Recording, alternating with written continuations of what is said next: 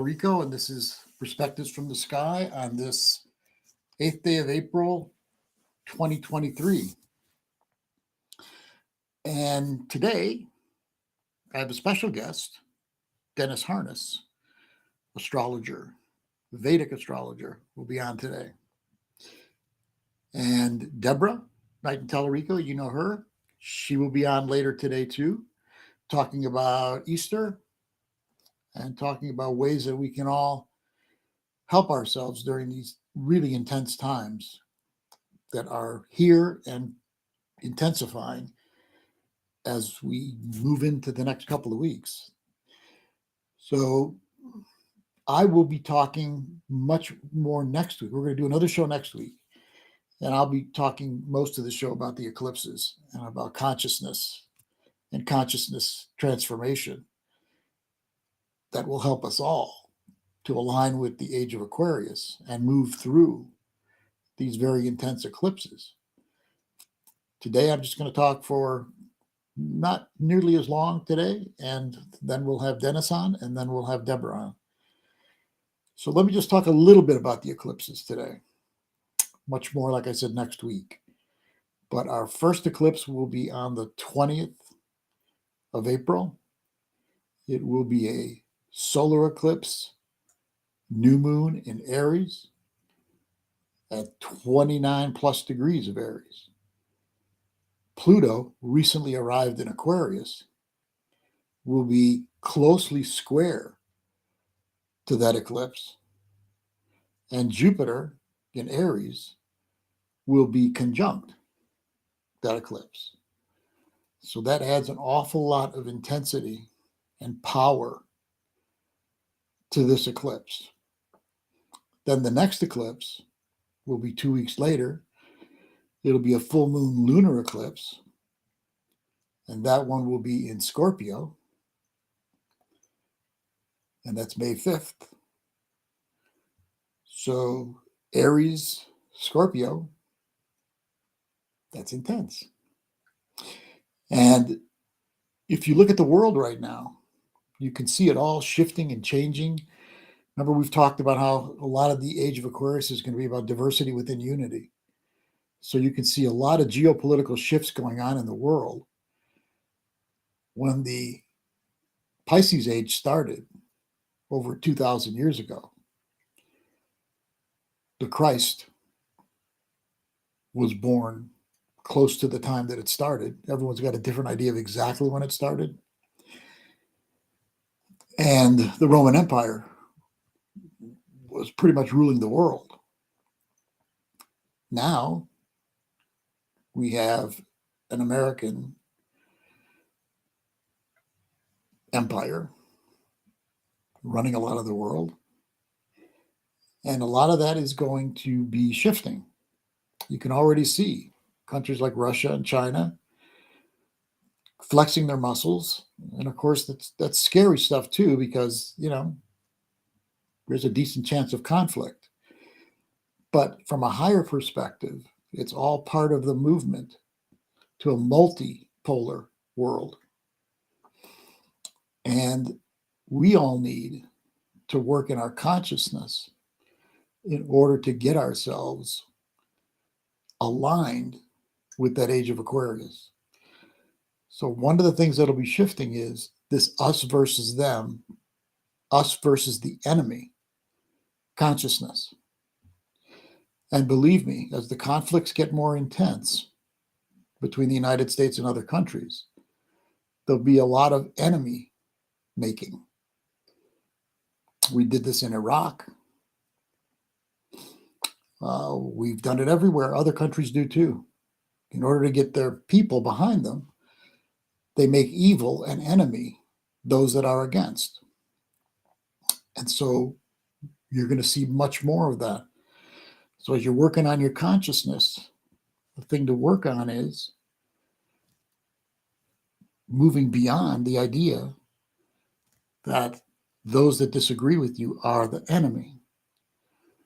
The opposites are meant to connect. Take a look behind me, good old yin yang. That's what opposites do naturally. whether it's dark and light, male and female, or United States and another country. Sure, people, just like in relationships, marriages and things like that, right, Deborah? People have conflicts, but ultimately, hopefully, they come back together like the yin yang. And that's the way it can be out in the world too. The idea that those that are different than us, we need to demonize and go to war with, that needs to transform into this new consciousness. And I know a lot of you that listen to the show have done a lot of work on that. And the thing is that we'll be tempted to get worse with it and not better than it. You just look at what's going on in Ukraine and Russia and how that's turned into a demonizing affair. Regardless of what you believe should be done there, the demonizing and the making enemy of, that's the part that we can change. Like I said, not going to be easy because our world may be threatened more. Our privilege may be threatened more. Our comforts may be threatened more. And I don't want that any more than you do. But from a bigger picture, this movement is all part of what the transformation of our human soul is, in my estimation, so that we can move into this better world, a world that's run by love and truth. Because the universe is run by love and truth. A lot of people have said to me before, like, how can you believe in these things? How can you believe in like something greater than yourself, even when you take a look at the world? If there's a god or a goddess or whatever, look what they did to this world. They gave us such a terrible world. How can you believe in anything? Really? You know what? If I gave you a park and I said to you, this is your park, I love you. I want to give you this beautiful park, all this beautiful nature. And then you go into that park and you destroy the park. And then you tell me it's my fault for giving you the park? No. Of course, I believe in something greater, but I also believe in the human family too. And we've gone way astray. So some would say we've gone way astray, and some would say we're just at the end of an age. And this is the way the end of an age goes before the beginning of a new age. Either way, we've got to transform our consciousness. So that first eclipse that's got Pluto square the eclipse. Remember, it's a total solar eclipse. So it is in Aries. So it's extremely powerful. So it's a new moon. So it's a new moon like on steroids, like super powerful new moon. And even in the Vedic system, which I'll be talking to Dennis with about in a little while, it'll still be in Aries. So Aries, we know, is run by Mars. And Mars is the god of war. That doesn't mean that's all Mars is good for. It's the planet of males or male energy. And it's not always about war, but so often in the past it did become war. So that's why we got the term god of war. But anyway, Aries can go there, especially in old world consciousness. In old world consciousness, Aries is mostly about taking for yourself, or that's a part, the negative side of it, taking for yourself and making sure that you get your share or more than your share, and then going to battle, going to war to make sure you do. So as we change our consciousness, we change more into, hey, this is what I want. What do you want? You know, yeah, I'm gonna get pretty tough with what I want, but you know what I'm gonna do at the same time? I'm gonna listen to what you want. We're gonna do our best to work it out. Some of you are thinking out there, yeah, but sometimes there is no middle ground. There's no working it out. Well, the degree of empathy that a person can find in themselves has a lot to do with not having to go to that war space. Even like in our relationships, like empathy is the key to creating that yin yang symbol. Because if I can get to really understand you, and you can really get to understand me, and not just up here, but in here too, then we can make relationship to some degree. Now, some people we can get along with better than others. The astrology charts can tell you that. Dennis has a seminar coming up that's going to address a lot of this compatibility stuff, and so it's true. Some people are going to be really rough getting it together, but the empathy is the key to it not going to war. To at least to try to feel where the other person is at to the best of your ability stops us from going to a war. Now that second eclipse is in Scorpio. It's a lunar eclipse. It's a full moon. And remember, all full moons have the sun and moon exactly opposite one another. And all lunar eclipses are full moons, just like all solar eclipses are new moons. So the second one will be a full moon in Scorpio. Now that one, I study a lot of the countries around the world. So that one touches off almost to the minute, to the degree, and almost to the minute, Mars. In fact, the Mars conjunct Pluto aspect in Leo for China. And so that doesn't mean that China's going to invade Taiwan, but it does mean that things are going to heat up, just like they are right now. Actually, you can see what's going on. Someone from Taiwan is visiting the United States Speaker of the House, and China's already ramped up all sorts of military around Taiwan to confront them. And so that one's going to heat up even more over the next couple of months. Do I think it's going to go further? I don't know, because when I look at the eclipse for next year in April, that'll be a total solar eclipse in Aries, and it'll cross the United States the same way that the one in 2017 did.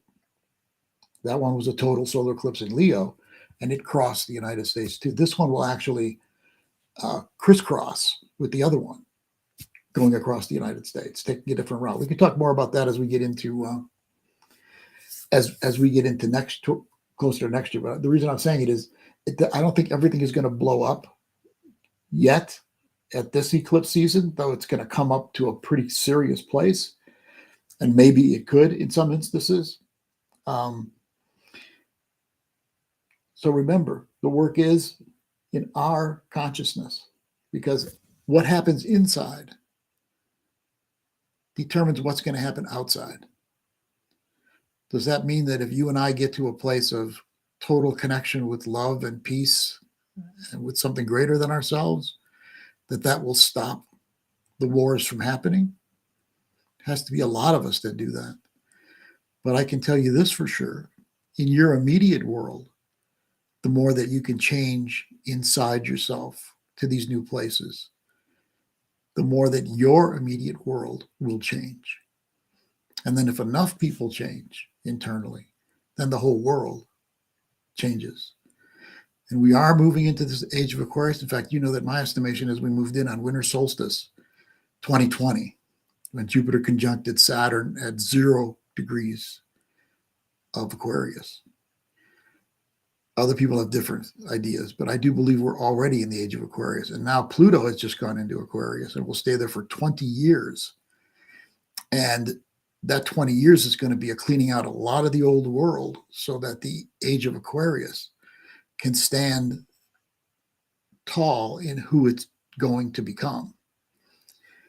And, when you look at a lot of what the things that are happening in the world, like, for instance, with trans people, for instance, or the whole idea of non-binary, gender fluid. Well, these are things that a lot of us can have a hard time with, because it's not the world we were brought up in. But I think a lot of it on a deeper level is really to help us to go to these new places in consciousness.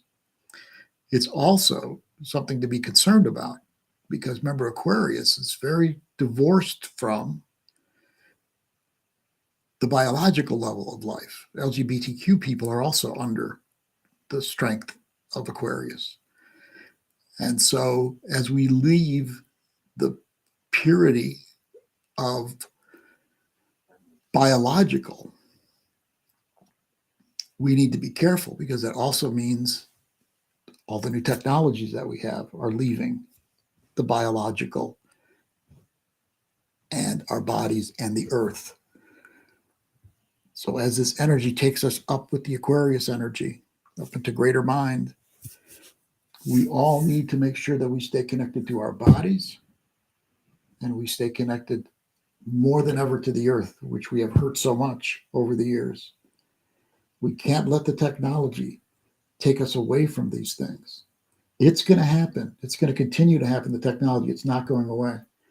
And the gender fluidity and things like that, yeah, that's going to continue. And that's okay. We just have to make sure that we stay connected at the same time to Mother Earth and to our bodies and to biological realities. So, we are in for an intense ride over the next couple of weeks, or actually longer than that. When we get into August, Mars will be at 28 degrees of Leo. And I've told you before that 28 degrees of fixed signs, which started in 2017 at that total solar eclipse, was at 28 plus degrees of Leo. And during that time, this culture war was beginning in Charlottesville, Virginia, when there were protests around taking down of the Confederate statue that was in Charlottesville, Virginia. And a woman actually got killed at that. And then Trump started to talk about how there's good people on both sides. And the culture war started and was triggered at that time. And then North Korea and Trump strutted around about nuclear weapons during that time. Neither of those things blew up. But that 28 degrees of fixed signs is something to be looked at. Israel actually has its Mars at 28 plus degrees of Leo. North Korea has its Saturn at 28 degrees of Leo. And I could go on because there's so much. So we have to look at August, when Mars hits that 28 degrees of Leo place, what will be going on in the world at that time too. So I'm gonna give this up to interview Dennis in a second, but just let me say this. Your meditation, Deborah will be talking a lot more about this in a little while, but your meditations are important. Your spiritual practices are important. Being with nature is important. Working on shifting in something inside your consciousness that'll help you to grow into this new consciousness more and more all the time. When you start seeing the synchronicities more often, when you start noticing connections more than disconnections, you know you're on the right track. You're on the right track to bringing more love in your heart, more truth in your mind, because this universe is actually got the pillars of love and truth running it. And the more we humans, as we move into the Aquarian age consciousness, can connect with that love and truth, the more we're going to make it more graceful moving into this age of Aquarius.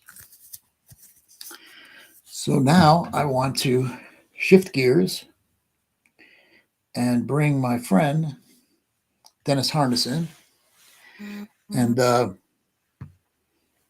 Dennis has a PhD in counseling psychology, and he's been a professional astrologer, as long as me. Astrological practice since 1988, 35 years. He's been organizing Vedic astrology conferences since 1992. And we'll talk more about this, but he'll be hosting a seminar in Sedona, June 1st to 4th, about love, sexuality, and relationship compatibility, something we all need to learn more about for sure. And his website is we'll mention it again after we talk, but his website is www.dennisharness.com. And conference and seminar website is www.sedonavedicastrology.com. You can find more about that conference. So without further ado, there's Dennis. Hi, Dennis. For some reason, I can't hear you. Let me see if I take this thing out, if I can hear you better. Try me again.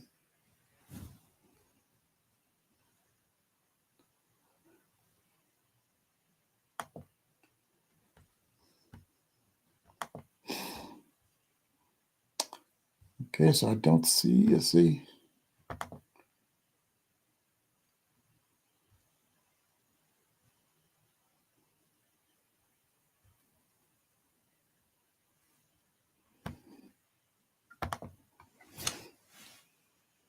It says you're muted on here, Dennis.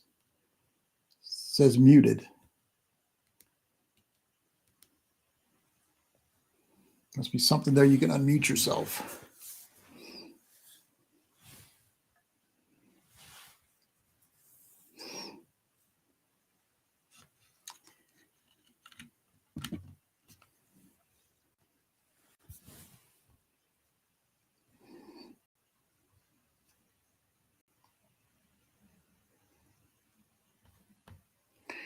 Deborah, can you hear Dennis? You can't hear him either? No.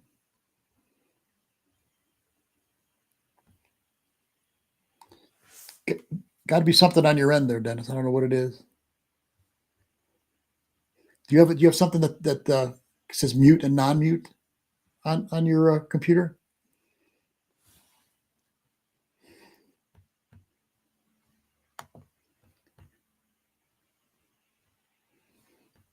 Let me bring you out here, Deb, see if you can. Yeah, can you hear me? Yes. You can hear me. Okay. Yes. If Dennis can't get his speaker to work, he could always call in with his voice on speakerphone. Okay. And still have his picture there if he can't figure that out. That's Okay. another thing you could do. Okay. Just an idea to deal with it. So okay. It's hard to know why it's not working. And I you can know. take me off now. But mine's working, it sounds like. Yeah, yours is working fine. Okay. Bring you off. See what we can do with Dennis here.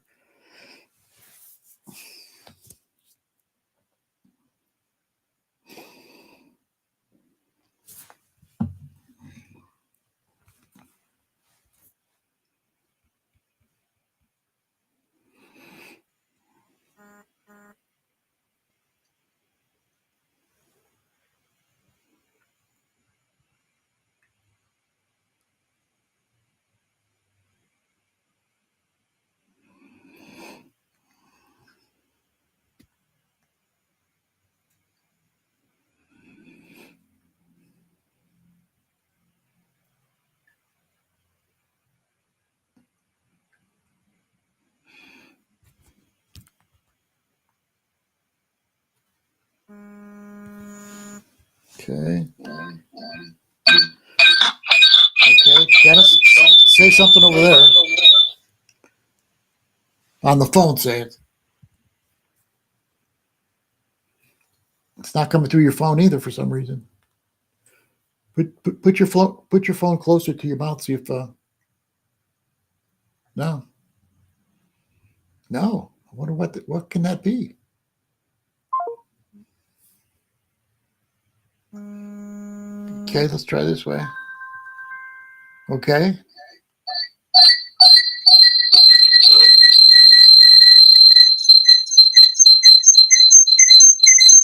I could hear that.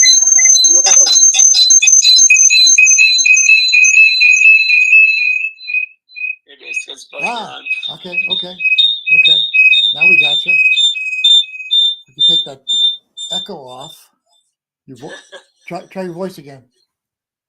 Testing 1, 2, 3. Okay, Deb, can you hear his voice? Yeah. Yes. See if I can move that squeak away. Okay, Dennis. Hi. Hey there. I'm glad we can hear you now. Yeah, it's strange. I'm just getting says you have blocked microphone access. Please update your browser settings to allow access. And I don't know how to do that. So No, don't worry about that now. We can hear you now off of my speaker phone. So it's okay. What? Ask Dennis to mute his on his end. Just in Oh case. yeah. Mute Microphone. your video microphone and just See if that stops him. keep it on the phone only. Yeah. Okay. See if that's better. How's that? That's good. That's No, better. It's still got it. Let's do this, Dennis. Let's keep our conversation today. We'll fix it up and have you back on soon. But let's fix today on the seminar that you're bringing. Okay. So tell everybody about the seminar and the relationship, sexuality issues, and things like that for people.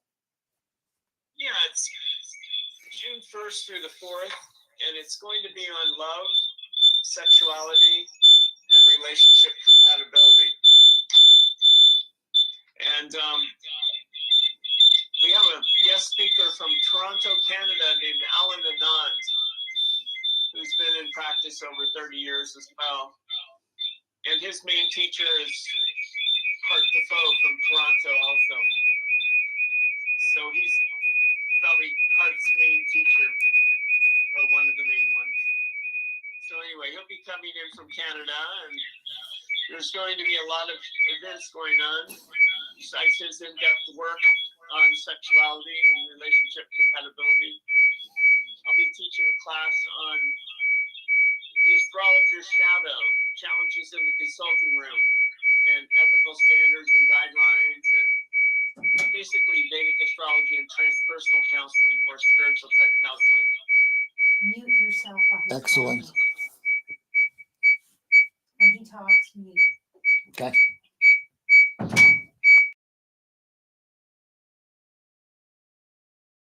I think this thing about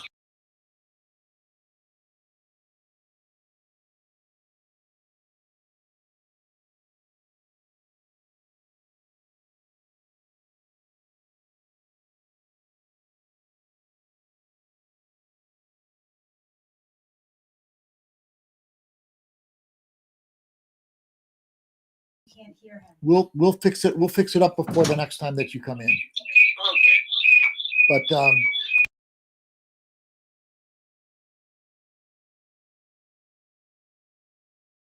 It's in person as well as through Zoom.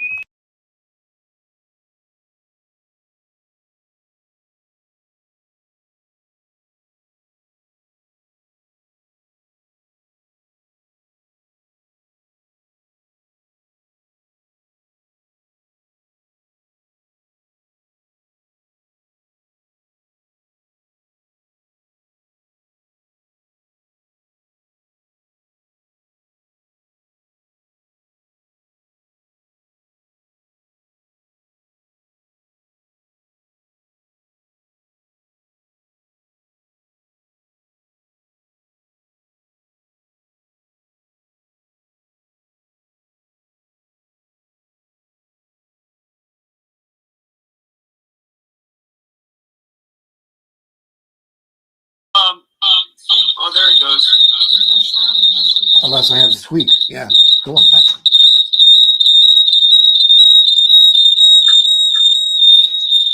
Okay. Well, you know what, Dennis? Since this thing is not happening till June 2nd, let's bring you back on, fix the problems that are going on, and you could talk more about that. And then you and I could talk about, Vedic astrology and Western astrology. We got a lot of things we can talk about, but let's get everything fixed and have you back on soon. Okay, that sounds great. All right, you two have a great day. You two take care of yourself till then. I'll see you tomorrow. Okay, we'll see you tomorrow. Bye. Or Monday. Bye. Bye. Bye.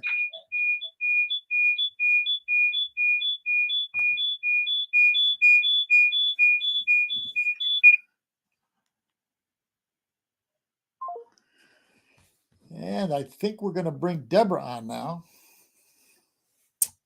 She can calm things down and tell us a little bit about Easter and about how we can work spiritually better during these challenging times. And here's Deborah. Hi, Deb. Hey, everybody. Sorry for all that reverberation and Yeah, I awful know. sounds. We'll figure it out, though. So I just wanted to say, Leo, since I know you cut yours short, if I have time at the end, we can just talk together. Okay. I don't know, but I'll cover the things I was going to cover because it's there's a lot going on. We're getting ready for this. We're in the eclipse season and getting ready for the eclipses and everything. So I will. Yes, and someone says. Someone says Judy Ann says it'll be interesting when Dennis comes back. The two of you look similar, and it reminds me of how the Magi might have looked.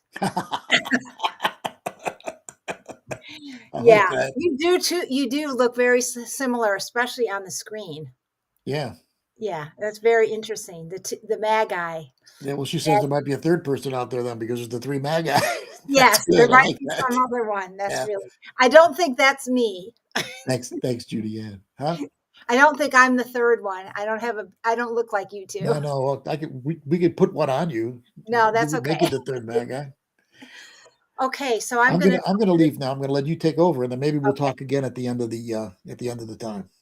Okay, Okay, sounds honey. good. Bye. So hey everyone.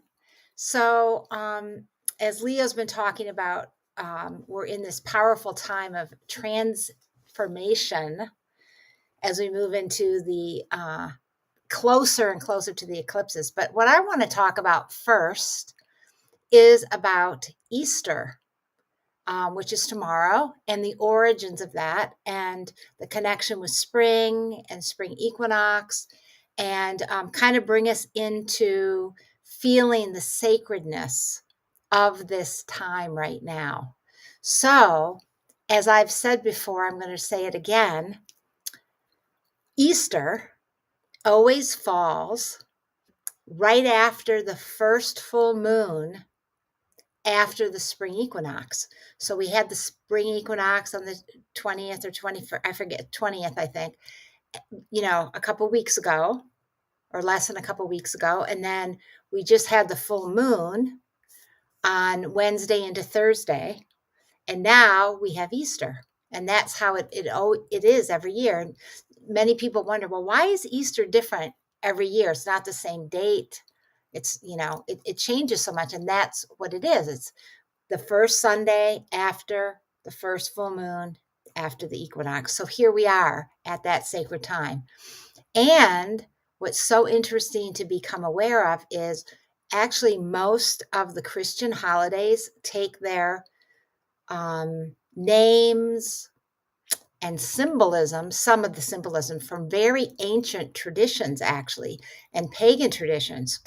So, for example, Easter, the name Easter, comes from the ancient goddess Eostre, which is Eostre, Eostre, also called Ostara. That's easier to pronounce. So this actually goes back to ancient England. And also there's a Germanic goddess Ostara, and which actually spring equinox in the Celtic tradition is called Ostara. So here we have Easter originating from the name of the goddess of spring. She's a goddess of fertility and the crops and spring. And if you look at the symbolism and what Easter has become, it actually goes back way before the time of Christ, when even like 600 years before Christ, in many traditions across the earth, including in the Middle East and Ukraine, they painted eggs at this time of year to represent the energy of rebirth. So the eggs are so symbolic of this sacred time. So connecting this with Easter. So Easter, the symbols of Easter that have things that it has become in our modern time is, Easter egg hunts and, rabbits and bunnies. And we all know it's much more than that because it's also connected to the resurrection of Christ. And I'm going to talk about that in a minute. But so the bunnies are a symbol of great fertility because they procreate and produce so many babies. So that's that symbol. And then the egg is also, the legend has it that this goddess Ostara or Ostrere actually mated with the sun god, the god of sun, the sun god. And that 9 months later is Yule, or the winter solstice, when is the birth of the sun, and Christmas. So there's all this connection from all the Christian holidays to the ancient traditions. And also, so if you look at that, like a lot of Easter eggs are painted yellow. They used to be too, painted yellow to represent the sun and the rebirth of the sun and the strengthening of the sun. And then all the other colors that eggs are painted are those colors of spring coming back and the rebirth, the regeneration of the earth. So as we know, whatever goes on in our world is always a reflection of our own inner world. So at this time of year, we think about, okay, what is being reborn within us right now with spring? So that's something for you to just really contemplate and reflect on right now. And if we look back also in terms of Easter, which is the ancient archetypal theme of resurrection, right? Death, the crucifixion, and then the resurrection and the rebirth. So that archetypal theme goes back before the time of Christ, goes back to ancient Egypt and the myth, the legend, the story of Isis and Osiris, and Osiris being dismembered and Isis bringing him back together. And it also goes back to the ancient Dionysian myths in Greece. And it also goes back to Persephone and Inanna returning from the underworld and being reborn and bringing back fertility to the earth. So there's all these ancient myths that actually connect very closely to the archetypal energies and themes of Easter. And of course, we honor that this is also the time of the crucifixion and the resurrection of the Christ. And it's on a much greater scale than the being Christ. It's really how I see it is, it's really the resurrection and the rebirth of the Christ within us, also connected to the rebirth of the sun, but very much so that energy of that Christ brought forth, and Magdalene, because they were actually equal partners. Their mission was very connected to each other. So right now at this sacred time, let us really start reflecting on that resurrection of that Christ Magdalene consciousness, which is the consciousness of love unto all. Love thy neighbor as thyself. What is Christ consciousness to you, or Christ Magdalene, Sophia consciousness? It is about coming back to the Sacred Heart. If you look at a lot of depictions of Christ and Magdalene sometimes too, you'll see them pointing to their Sacred Heart, and Mother Mary too. Her heart is illuminated. So it's this time to really tune into your Sacred Heart. What is wanting or needing to be reborn from your heart? And what does that Christed consciousness, that Magdalene consciousness, mean to you? And that consciousness also has to do with divine union and sacred marriage, which is also in those ancient myths of Isis and Osiris. They had that sacred, had that sacred divine union, as did Magdalene and Yeshua. So really tune into that. And what else does a Christed consciousness, Magdalene consciousness, mean to you? It also means, like I said earlier, really focusing on loving and moving into unity consciousness. I always think of Christ consciousness as very much connected to unity consciousness. So how can we bring ourselves into unity consciousness? And as we know, unity consciousness actually starts within us. So how can we bring all the different parts of ourselves, our masculine, our feminine, our light and our dark, our yin and our yang, and all the different parts of ourselves, all the archetypal energies that exist within us, like the judge, the critic, the divine child, all the different beautiful parts of ourselves, how can we bring those into unity? And how can those different parts of ourselves that might be really opposite each other, how can they start having a relationship with each other? Because that's really what unity consciousness is, and what Leo was talking about earlier about what we need on our planet. It's really, the balancing of all the opposites and finding peace. And then when there's peace and there's love that comes in, and of course truth, then there can be that unity where everything works together. And the metaphor Leo always uses, like a symphony. There's all these different instruments in an orchestra, but yet they all find a way to harmonize and work together to create this beautiful music. So that's what this energy of Christ consciousness, Magdalene consciousness, is. And it's also connected to the rose, the symbol of the rose. And since ancient times, there's been the sisterhood and the brotherhoods of the rose, and that focus on that love and that self-love, self-worth, and all that is very important as we bring back that Christ Magdalene consciousness into our psyches. So I'm just going to see if there's anything else that I want to say about Easter and the resurrection. And one thing which we're going to have in our meditation is, at this time, in alignment with the archetypal theme and energies of Easter and the resurrection, is what old beliefs, old patterns, old ways of being do we need to put on the cross? What needs to be dismembered so that something new can be reborn at this sacred time of rebirth?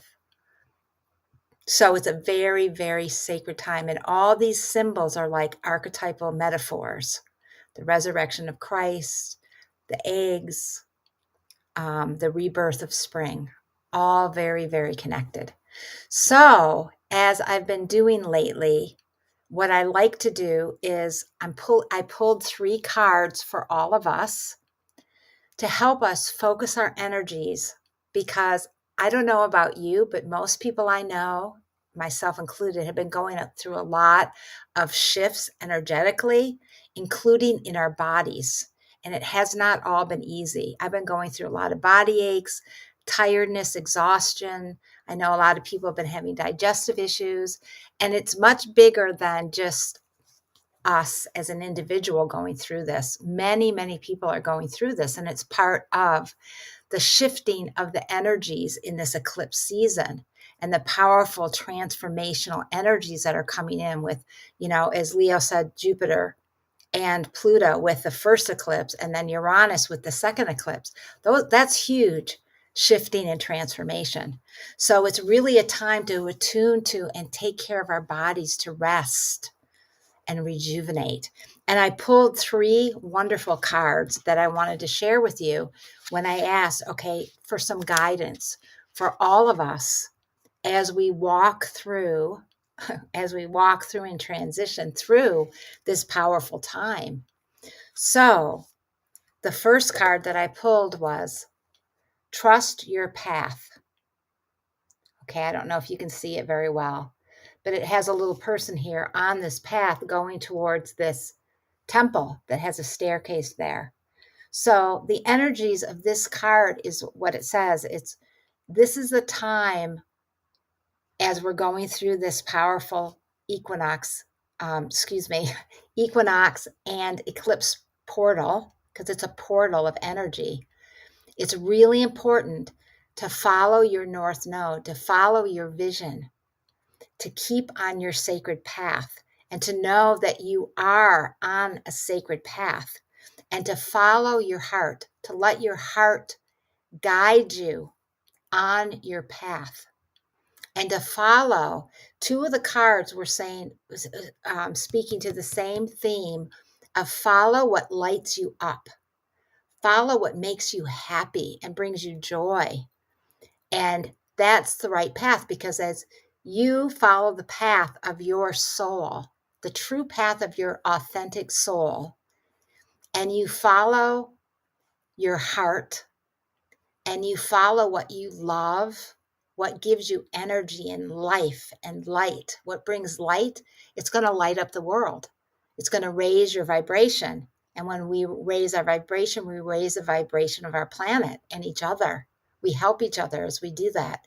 So this is a time now during this eclipse season to really trust the unfolding of your path, even if you don't know exactly how it's going to be at the end. There is no destination. It's the journey. It's the path. So just focus on taking one step at a time and really surrendering and trusting that the universe has your back as you're walking your sacred path. And at the bottom of this card, it also says, if you knew you were supported, completely supported by the universe, God, Goddess, all that is, what would you be doing? What path would you be on? And just align your path with that, with what you know in your heart is your sacred path. And the second card that was pulled for us today is play. And this is very much connected to what I was just talking about. This card also is supporting the first card and saying it's time to play, to celebrate, to do what brings you joy, to follow your heart and do what you love. Because as you do that, as you do what you love, as you play, again, you raise the vibration, your own vibration and the vibration of the earth. So when everything is going on in the outer world, we can't ignore what's going on in the outer world, but we need to remember that we are on a sacred path, and we need to trust that path, and we need to play and celebrate, and we need to connect with our divine child within, because the divine child within us is full of innocence and purity and knows the way of the heart. The medicine of the heart is very much connected with this divine child. So connect with your divine child. What does your divine child love to do? What brings you joy? How can you play more, laugh more? Because laughter is a medicine for our soul. And no matter what's going on in the outer world, we need that medicine of laughter and joy. So take this time to play, to celebrate, to also rest and rejuvenate. And don't take everything so seriously, because we are in this huge transformation on our planet.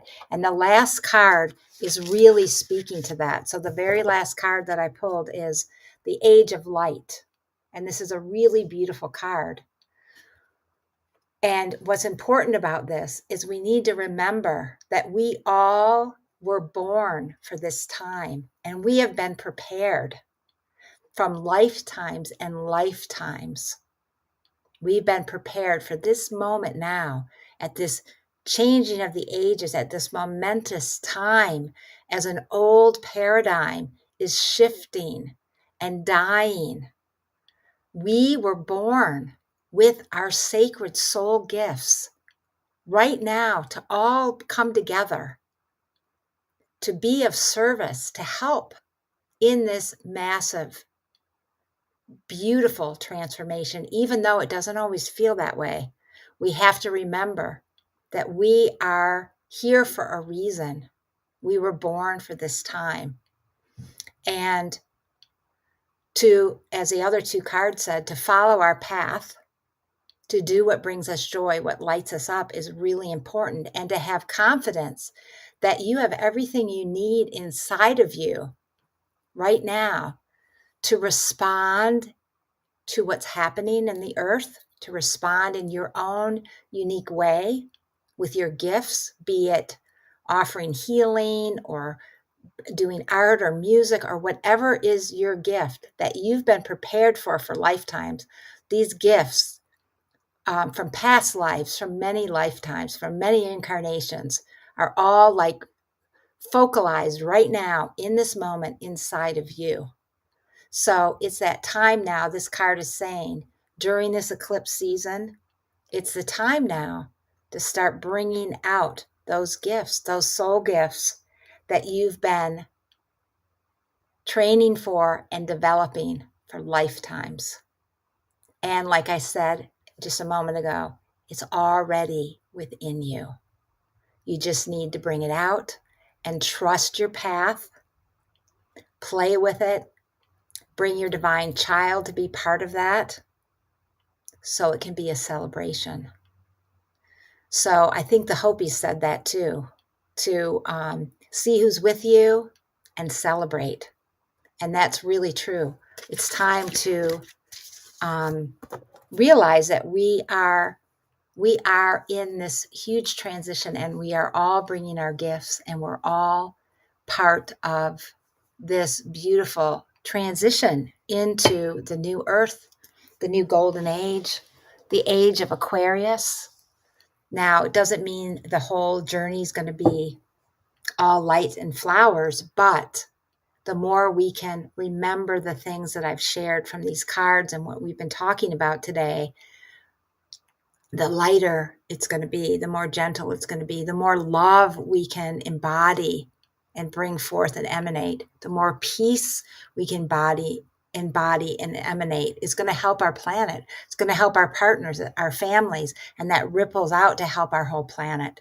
So it's important to remember nothing is too small. The work that we do on ourselves, especially on our own healing, in transforming and expanding and raising our consciousness, it really affects, and in a positive way, our whole planet.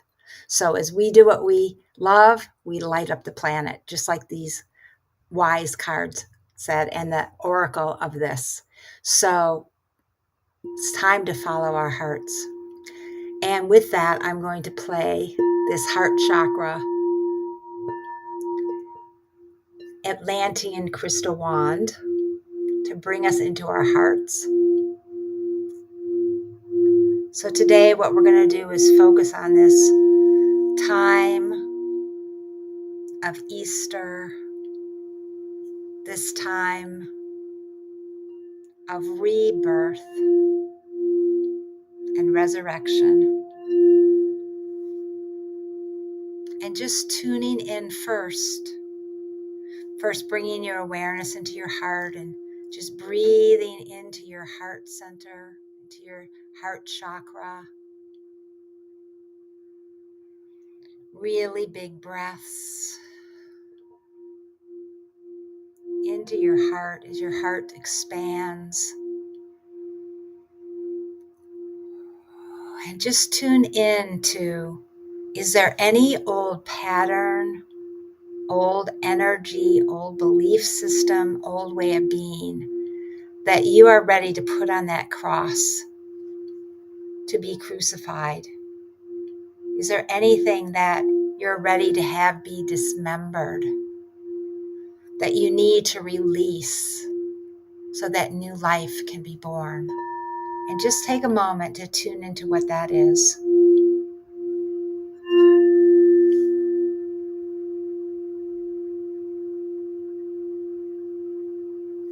And we're going to call to divine source light, to the divine golden light of the universe, of source, and to the energy of Mother Earth. And we're going to ask Mother Earth and Source to help us now as we release that old pattern, that old belief, that old energy, that old way of being. We release it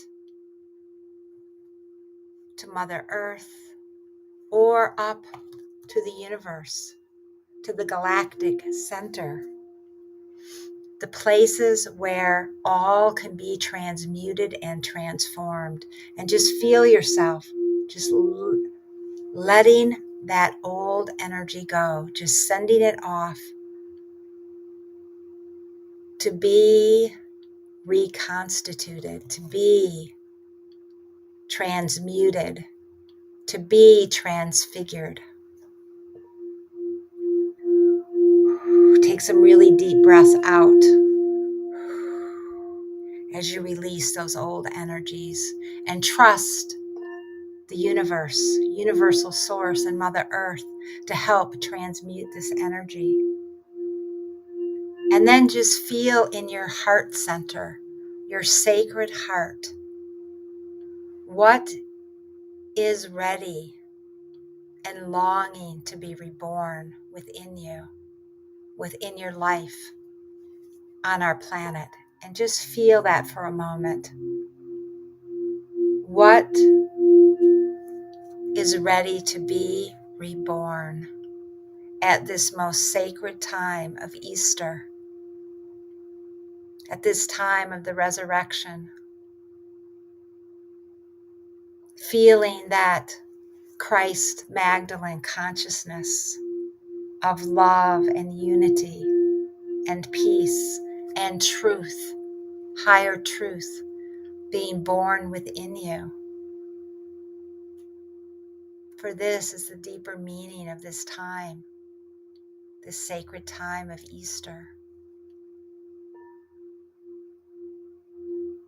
And just allow yourself to feel the energies of love, higher truth, unity, and oneness. Feel that being resurrected and reborn within you. Just as the sun is getting stronger in the northern hemisphere, as the Christ is getting to be resurrected within us and on our planet. Just really taking a moment to honor that rebirth, that resurrection within. And if you need to release more after this show and after this meditation, take the time this weekend to do some more releasing of those old energies, so that making space and room for the resurrection, the rebirth of the Christ Magdalene within you, the rebirth of spring, of new life, new light. And just taking a moment now to really give thanks for all we've received. I also thank the Oracle today, what came through. Thanking Leo and Dennis. Thanking our divine universal source of all creation and our beloved Mother Earth. And if anyone would like to reach me for any reason, you can reach me at Alelia, E-L-E-L-I-A, at Gaia Sophia, Temple of the Heart. Or you can also go to my website, GaiaSophiaTempleOfTheHeart.com. And you can also reach Leo at LeoKnightonTallarico.com. Thank you, Deb. Did you want to add anything? You can also reach me at Solus, SOULUS at AOL.com. And I just want to say thank you to Dennis. Next time we'll straighten things out so he can be heard. And Deb, that was really nice. That was really great today. Appreciate that. And next week I'll be handling the whole show next Saturday. So please tune in. I don't think I'm going to have any guests. So we got a lot to talk about because the eclipses will be just a few days after that show next Saturday. So I'll have a lot to talk about. Hope you tune in. Yeah. Thanks again, my lovely mate. Yes. And much love and many blessings to all the people out there listening and those that'll listen later. May this be a most blessed weekend for you. Much love. Much love. Take care, everybody. Blessed. Bye.